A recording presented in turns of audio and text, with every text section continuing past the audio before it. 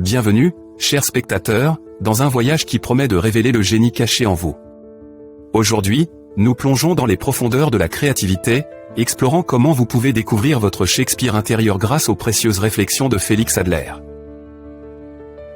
Vous vous demandez peut-être quel lien existe entre Félix Adler et Shakespeare? Et comment ces réflexions peuvent-elles transformer votre processus créatif? Restez avec nous, et vous pourriez bien découvrir les réponses que vous cherchez. Imaginez vivre dans la trépidante ville de New York, où chaque jour est un tourbillon de concerts, de conférences, de livres et de spectacles théâtraux. C'est une ville qui ne dort jamais, vous bombardant constamment de stimuli. Dans un tel environnement, il est facile de se sentir submergé, comme si votre esprit était un kaléidoscope d'impressions, un peu comme celui décrit dans le livre que nous explorons aujourd'hui. Mais que diriez-vous si je vous disais que dans ce chaos se cache la clé pour libérer votre potentiel créatif? Félix Adler, philosophe et éducateur, a évoqué le concept de la personnalité inviolable. C'est une idée qui propose que chacun de nous possède un noyau intouchable, une essence unique qui reste intacte malgré le chaos environnant. Ce noyau est le siège de notre créativité, prêt à être exploré. C'est un peu comme Cassius dans Shakespeare, qui ouvre son cœur à Brutus, révélant ses pensées les plus profondes et ses vulnérabilités. En agissant ainsi, Cassius accède à un niveau de compréhension et de créativité plus profond. Serait-il possible qu'en nous connectant à notre personnalité inviolable, nous puissions nous aussi atteindre de tels sommets créatifs? Prenons un moment pour réfléchir à la nature même de la créativité. On dit souvent que rien de ce que nous vivons n'est jamais vraiment perdu. Nos esprits sont comme des éponges, absorbant chaque détail, chaque impression, et les stockant, parfois sans même que nous en soyons conscients. C'est ici que la magie opère. Nos cerveaux, avec leur sagesse infinie, tissent ensemble ces éléments disparates, à la manière d'une tapisserie, pour former de nouvelles idées et perspectives. Ce processus rappelle l'histoire de Bouddha quittant la maison de son père ou celle de Rasla, le prince d'Abyssinie, par Samuel Johnson. Ces histoires parlent de voyages, à la fois littéraux et métaphoriques, qui mènent à la découverte de soi et à l'illumination. Mais qu'est-ce qui alimente ce processus créatif? D'où viennent nos fantasmes et nos idées? La réponse se trouve dans l'inconscient. Selon les psychothérapeutes, les fantasmes suivent des cycles typiques. Celui qui bégaie rêve de devenir un grand orateur, et l'homme pauvre s'imagine millionnaire. Ces fantasmes ne sont pas de simples échappatoires, ce sont des mécanismes de compensation, des moyens par lesquels notre esprit équilibre nos réalités avec nos désirs. Shakespeare l'avait bien compris. Ces personnages luttent souvent avec leurs conflits intérieurs, leurs rêves se heurtant à leur réalité. C'est cette tension qui nourrit le drame et la créativité de ses œuvres.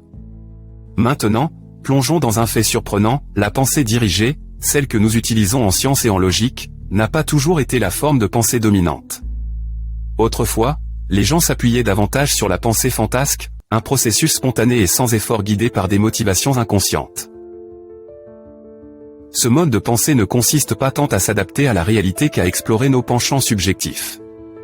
C'est ce type de réflexion qui nous permet de rêver, d'imaginer et de créer.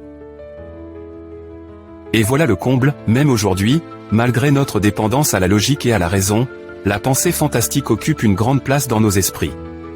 Cela nous rappelle que la créativité ne se limite pas à ce que nous savons, mais s'étend à ce que nous pouvons imaginer. Pensée Y, l'esprit scolastique du Moyen-Âge, avec ses exercices dialectiques et ses débats sur le sexe des anges, a jeté les bases des méthodes scientifiques modernes. C'était une époque où la fantaisie et la logique s'entremêlaient, créant un terreau fertile pour la créativité. Les réflexions de Félix Adler nous rappellent que pour libérer notre génie caché, nous devons embrasser à la fois la pensée dirigée et la pensée imaginative. Il faut nous autoriser à rêver, à vagabonder, et à explorer les profondeurs de notre inconscient. Mais comment accéder à cette source inépuisable de créativité? Une méthode consiste à se tourner vers l'introspection, en se posant la question fondamentale, quel est le mythe que nous vivons? Cette question, soulevée par des penseurs comme Carl Jung, nous invite à examiner les histoires que nous nous racontons, ces récits qui façonnent notre existence. En comprenant ces mythes, nous pouvons mieux saisir nos motivations inconscientes et exploiter notre potentiel créatif. Dans le livre que nous explorons, il y a un moment poignant où l'auteur prend conscience de l'importance de vivre avec un mythe.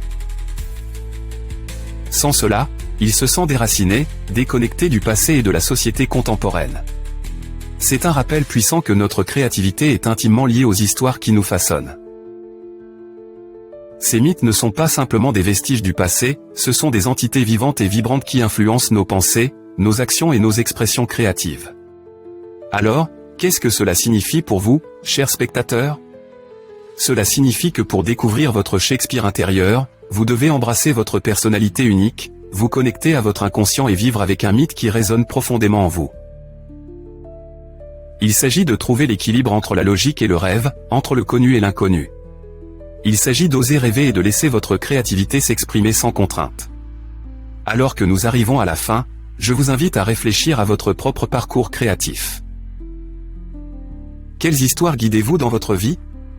Quels rêves et quelles fantaisies attendent d'être découverts ? Souvenez-vous, votre génie caché n'est pas perdu, il attend simplement d'être révélé.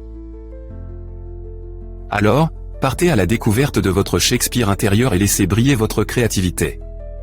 Merci de nous avoir accompagnés dans cette exploration de la créativité et de la découverte de soi. Si vous avez trouvé cette vidéo enrichissante, n'oubliez pas de l'aimer, de vous abonner et de la partager avec ceux qui pourraient profiter de révéler leur génie caché. D'ici là, continuez à rêver, à créer et à découvrir les merveilles de votre esprit. Et alors que vous vous lancez dans ce voyage transformateur, souvenez-vous que le chemin vers la créativité n'est pas une ligne droite.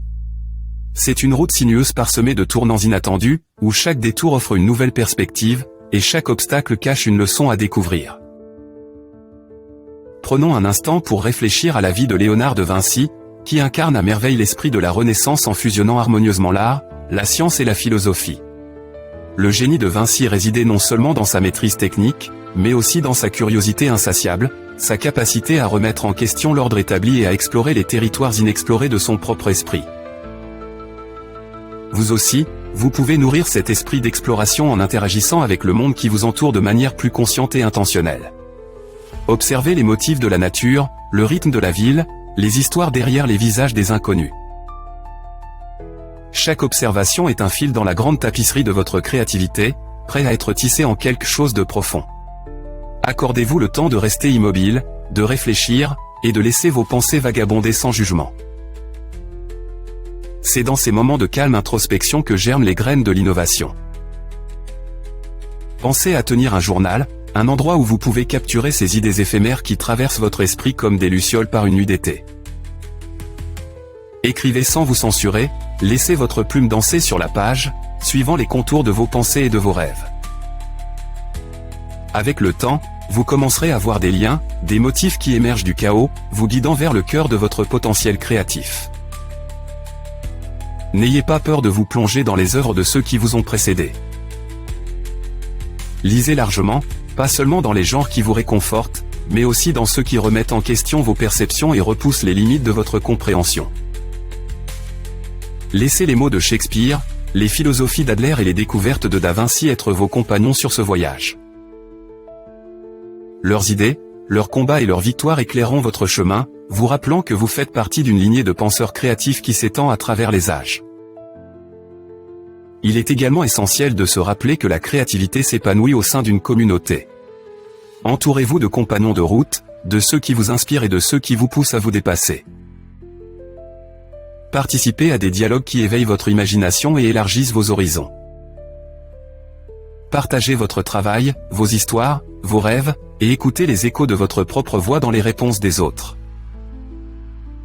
La créativité n'est pas une aventure solitaire, c'est une tapisserie tissée avec les fils de nombreuses pensées, chacune apportant sa couleur et sa texture unique. Au fur et à mesure de cette exploration, libérez-vous de la peur de l'échec ou du jugement. Le processus créatif est par nature chaotique et imprévisible. Accueillez les imperfections, les aspérités et les moments de doute, car ils font tous partie du voyage vers la découverte de soi. Chaque faux pas est une chance d'apprendre, de grandir et d'affiner ta vision. Aie confiance dans le processus et dans ta capacité à explorer le paysage de ton imagination. Pour conclure, je vous invite à embrasser l'inconnu, à vous réjouir du mystère de votre propre potentiel.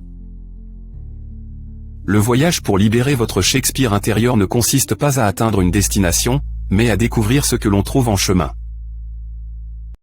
Il s'agit de trouver la joie dans l'acte même de créer, dans la danse des idées et l'excitation de l'inspiration. Alors, chers spectateurs, avancez avec un cœur ouvert et un esprit curieux, et laissez le monde devenir votre toile.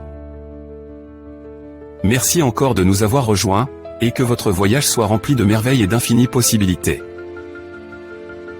Jusqu'à notre prochaine rencontre, continuez à rêver, à explorer, et à créer les histoires que vous seuls pouvez raconter.